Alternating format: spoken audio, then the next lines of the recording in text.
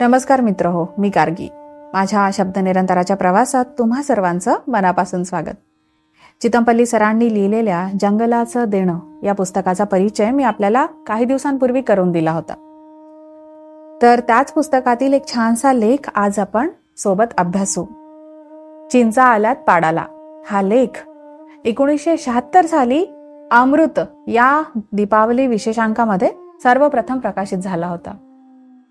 Sir लिहितात, दीर्घायुष्य असलेलं, चिवट, सदा हिरवगार असलेलं, डेरेदार आकाराचं, गर्द छाया देणारं, गावाचं वाऱ्या वादळापासून संरक्षण करणारं, विपुल पानं, फुलं, फळं देणारं, इतकंच नव्हे तर बगळे, ढोकरी, पाणकावळे, कांबऱ्या ढोक अर्थात व्हाईट नेक्ड स्टार, कंकर, व्हाईट आयबिस, अडई, वंडकी इत्यादी पक्ष्यांच्या गूढ घरट्यांना आश्रय देणारं कुठलं झाड असेल तर ते चिंचेचं होय. भारतात नारळाला कल्पवृक्ष तर चिंचेला खजुराचं झाड म्हटलं जातं. अरबी भाषेत चिंचेला तमार उल हिंद अर्थात हिंदुस्तानचे खजुरीचे झाड असं म्हणून संबोधलं जातं. चिंचेच्या फळांचा रंग देखील खजुराच्या वर्णासारखाच. इंग्रजीत टॅमरिंड या शब्दाचे मूळ जरी अरबी भाषेत असले तरी चिंचेचा उल्लेख अमरकोशासारख्या अति प्राचीन संस्कृत ग्रंथामध्ये देखील आला आहे.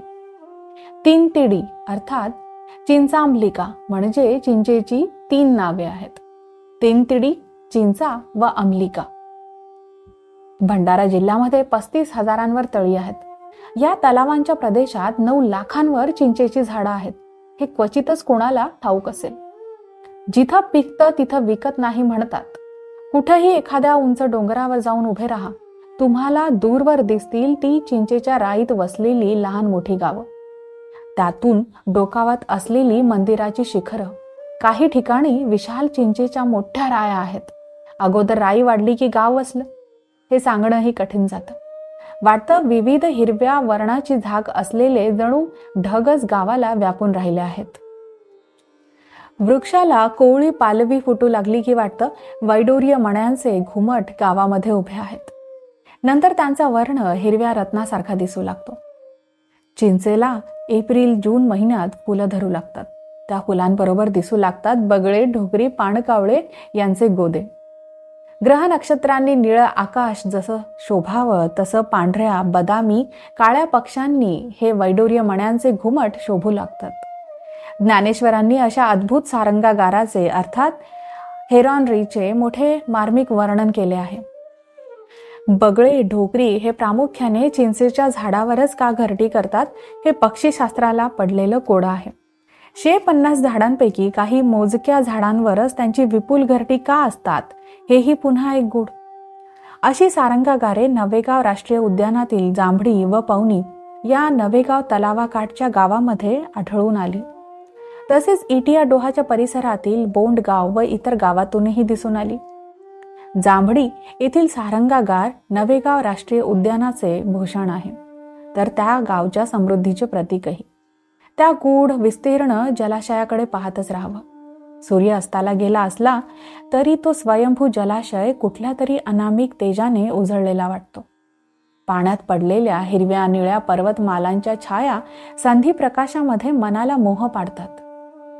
गूढ रम्य वाटणाऱ्या झिलानी व बोडीतून ढोकरी सारंगागाराकडे थव्या थव्यांनी उडताना त्यांच्या वाक वाक या स्वराने सायंतन शांततेत नाद माधुर्य ओतीत असतात. पवनी जांभडी भागातील तलावाकाठचे सौंदर्य अवर्णनीय आहे. हिरव्या गार देवधानांनी रेखांकित असा हा तलावाचा किनारा पुढे जाऊन एका विस्तीर्ण झिलानीत विस्तारला आहे. त्याचा परिसर गूढ बोडींनी व्यापला आहे. या हिरव्या गार पसाऱ्यावर दृष्टी ठरत नाही इतके ते विशाल. पूर्वेकडील हिरवेगार देवधान व पश्चिमेकडील पर्वतमालांच्या चिमटीत असल्यागत वाटणारा तो जलाशय अशा वेळी सागरातील खाडीसारखा दिसू लागतो. अशा या शांत अद्भुत समयी ढोकरी जांभडी गावाकडे रांगेने उंच आकाशातून उडू लागतात. कधी अर्ध त्रिकोणासारखे तर कधी उंच उभी रांग तर कधी आडवी रांग असे दिसते. ढोकरी हा म्हणता नजरे आड होतात. जांभडी गावच्या त्या चिंचांवर लक्षावधी ढोकरी व बगळे जमत असतात. ती झाडे या पांढऱ्या व बदामी पाखरांमुळे शोभू लागतात. प्रत्येक घरट्या गणिक असलेली 3-4 पिलं आईबापांच्या आगमनाची चाहूल लागताच विलक्षण कसकस कसकस आवाज करू लागतात. सूर्यास्तानंतर काही काळ ऐकू येणारा हा कोलाहल हळूहळू दिवे लागणीबरोबर शांत होऊ लागतो. सकाळी मात्र हे सारंगागार शांत असतं. जवळच्या झिलानी व बोडीतून बगळे ढोकरी पिलांसाठी चारा घेऊन येतात. चारा घेण्यासाठी पिलांची कोण धडपड चालते. नुकतीच आपल्या पायावर उभी राहू शकणारी ती पिलं विलक्षण धडपडीने तोल जाऊन खाली तर पडणार नाहीत ना असं वाटतं. सारंगागारे बहुतेक गावातील चिंचेच्या झाडांवरच असतात. गावात असलेल्या चिंचेच्या झाडांपैकी निवडक वृक्षांवर ते आपलं निवासस्थान बनवून घरटी बांधतात. तेथे शेकडो वर्ष पिढ्यानपिढ्या फुलतात, फळतात. पूर्वी गावातून दाट सावली व फळांसाठी चिंचेच्या झाडांची निवड केली जात असे. चिंचेच्या फांद्या दाट व लवचिक असतात.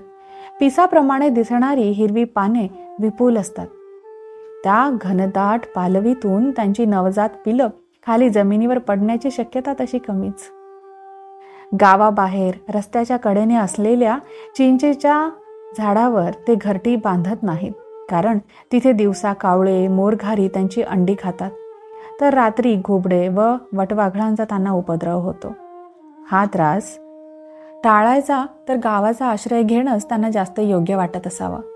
परंतु 13व्या शतकात झालेला हंसदेव हा जैनमुनी मृगपक्षी शास्त्र या संस्कृत ग्रंथामध्ये याविषयी लिहितो. वाघाची डरकाळी नव्हे तर नुसता हुंकार ऐकूनही बगळे व ढोकरी भितात. त्यामुळे ढोकरी बगळ्यांची घरटी जंगलातील वृक्षावर न आढळता ती गावात किंवा गावानजीकच्या सुरक्षित अशा राईमध्ये का दिसून येतात याचे रहस्य समजून येईल. सकाळी उठून पाहावे तर घराच्या अंगणात परसात पक्ष्यांची शीट पडलेली दिसते. परसात असलेला भाजीपाला व अंगणातील फुलझाडे या खताने जोमाने वाढतात. तिथल्या जमिनीचा कस कधीही कमी होत नाही. पक्ष्यांची शीट गोळा करून धीवर माशांना घालतात. पक्ष्यांची शीट हे माशांचं आवडतं खाद्य. त्यांना तळ्यात खूप मासे मिळतात. या चिंचेवर हे पक्षी राहिले नसते तर रात्री त्यांना हिरवा, निळा, काळा अंधार खायला उठला असता.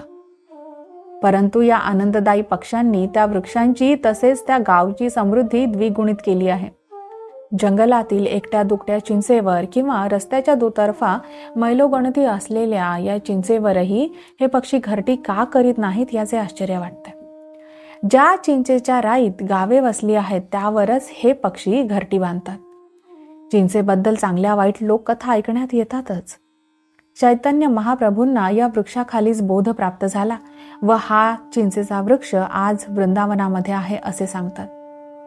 तमिळ भाषेमध्ये एक म्हण आहे, भूताशी लग्न लागले तर चिंचेच्या झाडावर चढावे लागते. त्याच्या फांद्या, काड्या इतक्या विपुल व घनदाट चिवट असतात की त्यातून पक्ष्यांचे शत्रू असलेल्या सापाचा देखील शिरकाव होत नाही. त्यामुळे त्यांच्या घरट्यांना नैसर्गिक तक्तपोसस मिळत असतो. अशा सुरक्षित चिंचेच्या कडेलोट किल्ल्यामध्ये आश्रयाला राहावयास पक्ष्यांना आवडेलच की. परंतु आपल्या पूर्वजांनी ज्या व्यावहारिक कल्पकतेने गावाची रचना करून चिंचेची झाडे वाढवली ते वैभव आता प्रत्येक गावातून हळूहळू नष्ट होत आहे. पक्ष्यांची शीट घरादारावर पडते, त्याचा घाण वास येतो म्हणून त्या झाडाच्या मोठमोठ्या फांद्या तोडण्यात येत आहेत. परंतु त्यापासून जे फायदे होतात त्या मानाने हा त्रास काहीच नाही. वाऱ्या वादळापासून गावाचं रक्षण करणाऱ्या या वृक्षाची तोड अविचाराने चालू आहे. निमगावामध्ये मी एक भयानक दृश्य पाहिलं. एका धीवराने बगळ्या ढोकरीची अंडी टोपलीभर गोळा केली होती. मी त्याला विचारलं, याचं काय करणार? तो म्हणाला, बाजारात ती विकणार आहे. हॉटेल, खानावळीतून ही अंडी कोंबड्यांच्या अंड्याबरोबर भेसळ करून लबाड व्यापारी ती अन्नामध्ये वापरतात. या पक्ष्यांची अंडी आरोग्याला अतिशय उष्ण व अपायकारक असतात. त्यापासून पोटाच्या अनेक व्याधी होतात. तो धीवर स्वतः पोटदुखीने जर्जर झालेला मी पाहिला आहे. चिंचेची झाडं भंडारा जिल्ह्यातील कल्पवृक्ष आहेत. चिंचा माघ व फाल्गुन या महिन्यामध्ये पिकून तयार होतात.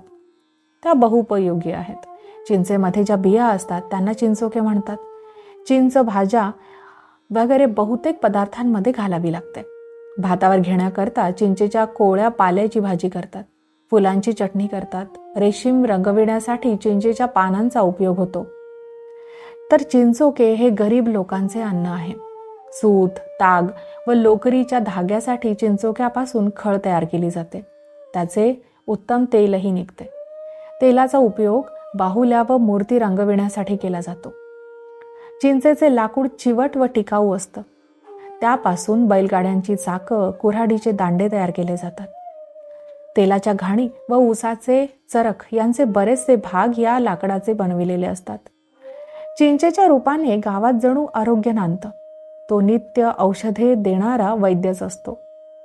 मूळ व्याध, परमा, पांडुरोग, खोकला, विंचवाचा दंश, क्षतक, शूळ देवीचा आजार, उंदराचे विष, अतिसार, डोळे येणे, अपचन, भूक कमी होणे, हिंगुलाचे विष, निवडुंगाचे विष, बैलाचा पाय सुजणे, कानदुखी, अरुची, पित्त, बद्धकोष्ठ, रुईचे विष, भांगेवर उतारा व मोडशी इत्यादी अनेक विकारांवर पाने, फुले, चिंचा, चिंचोके व झाडाची साल वनौषधी म्हणून वापरली जाते.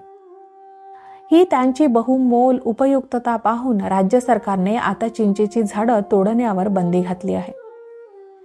ती झाडे तोडणं गुन्हा आहे. ज्या चिंचेवर बगळे, ढोकरी इत्यादी पक्षी वर्षानुवर्ष घरटी करतात अशी सारंगागारे असलेली झाडं तोडणं तर फारच गंभीर असा गुन्हा आहे. अशा गुन्हेगारांना दंडही होऊ शकतो. मित्रहो, चिंचा आल्यात पाडाला हा लेख इथे संपतो. या सौम्य रेचकाची माहिती तुम्हाला कशी वाटली हे मला नक्की सांगा. आणि एक गोष्ट मला तुम्हाला आवर्जून सांगावीशी वाटते की औरंगाबादमध्ये कृषी विभाग आणि मराठवाडा कृषी विद्यापीठाच्या संयुक्त विद्यमाने 2 दिवसीय चिंच महोत्सवाला 2008 मध्ये सुरुवात झाली आहे.